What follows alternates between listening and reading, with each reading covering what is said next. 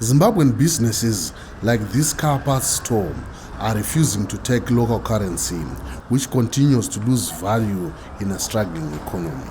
Instead, they are accepting only US dollars in a bid to shield themselves from soaring inflation. Many products in Zimbabwe are imported and business need the foreign currency to restock. But Zimbabwe's currency, known as bond notes, are not accepted outside the country.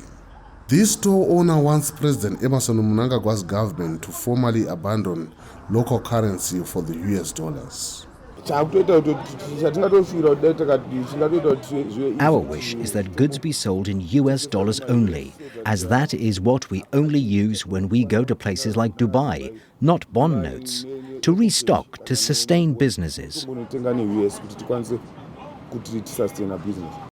Even some Zimbabwe government departments have started asking for payment in US dollars as part of efforts to protect themselves against the depreciating bond notes.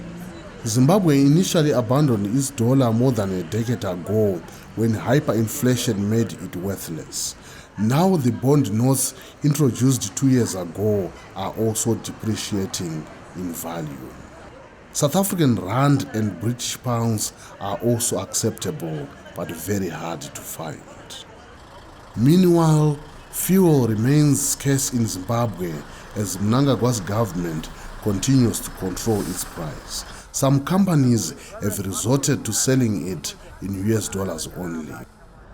Zimbabwe's Energy Regulatory Authority says it is only allowing companies that have directly imported the fuel to trade in US dollars, as the Reserve Bank of Zimbabwe pays foreign currency for most fuel imports in the country. We require documentation. If you have procured it through Reserve Bank, obviously you fail to produce documentation to us, and we'll then take the necessary measures. Earlier this week, Zimbabwe's energy minister said some gas stations are being stripped of their licenses for trading in US dollars when they were supposed to accept local currency. Columbus Mavhunga for VOA News, Harare.